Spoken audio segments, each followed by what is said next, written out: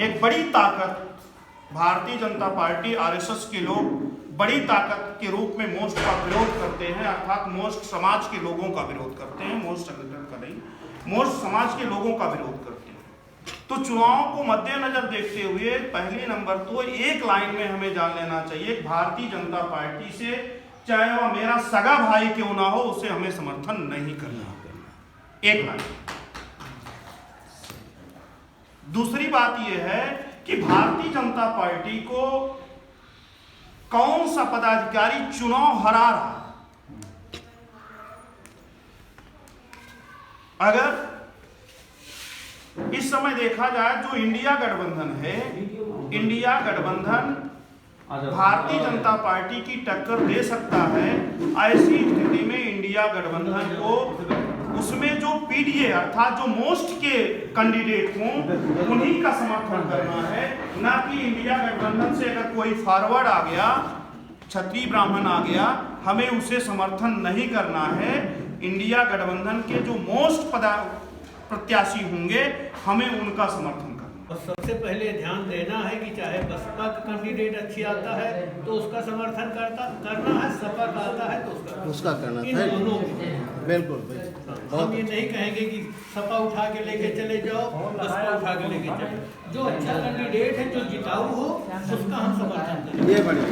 सभी पदाधिकारी यहाँ इकट्ठा हुए और आगामी जो 2024 का चुनाव है लोकसभा का, उस चुनाव में हम लोग आपस में ये तय किए हैं कि इंडिया गठबंधन में पीडीए पदाधिकारी का प्रत्याशियों का समर्थन करेंगे। किन मुद्दों को लेकर के आप समर्थन कर रहे हैं? भारतीय जनता पार्टी इस देश में संविधान विरोधी और ओबीसी एससी एसटी विरोधी पार्टी है, ऐसा हम लोगों का मानना है। और ऐसी स्थिति में जो इंडिया गठबंधन के ओबीसी एससी एसटी और माइनॉरिटी के पदाधिकारी हैं, उनसे हमें ओबीसी एससी एसटी का हित दिखता है और हमारे मुद्दे को जाकर के वो लोकसभा में उठाएंगे। इस मुद्दे पर हम उनका समर्थन करें। अभी तक जो उत्तर प्रदेश में पीडीए के जितने पदाधिकारी हैं, जो प्रत्याशी जितने प्रत्याशी हैं, उनका हम समर्थन करेंगे। खास करके अभी सुल्तानपुर की जो लोकसभा है उसमें भीम निषाद का पूर्ण रूप से सहयोग करने का निर्णय लिया गया है। इनके अलावा पूरे उत्तर प्रदेश में पीडीए के जितने प्रत्याशी चुनाव लड़ रहे हैं इंडिया गठबंधन से, उनका साथ सहयोग हम लोग करेंगे। देखिए भाई, ऐसे माहौल में हम उनके ना ईडी से डरने वाले हैं, ना सीबीआई से डरने वाले हैं। हम लोगों को अपने महापुरुषों के बताए हुए रास्ते पर चलना है, उस रास्ते पर चल रहे हैं। हमें किसी ईडी पीडी से और सीबीआई से नहीं डरना है, ना हम डरेंगे। बड़ा मुद्दा क्या है? एक गंभीर बात यह है कि अगर भारतीय जनता पार्टी से कोई आपके अनुसार मोस्ट से कोई प्रत्याशी उसी हिसाब से माननीय अखिलेश जी टिकट बंटवारा कर रहे हैं और उसमें पिछड़े दलित अल्पसंख्यक को जो है ज़्यादा सीटें दे रहे हैं, उनकी संख्या के अनुपात में दे रहे हैं। इसके लिए अखिलेश यादव जी को बहुत बहुत आभार।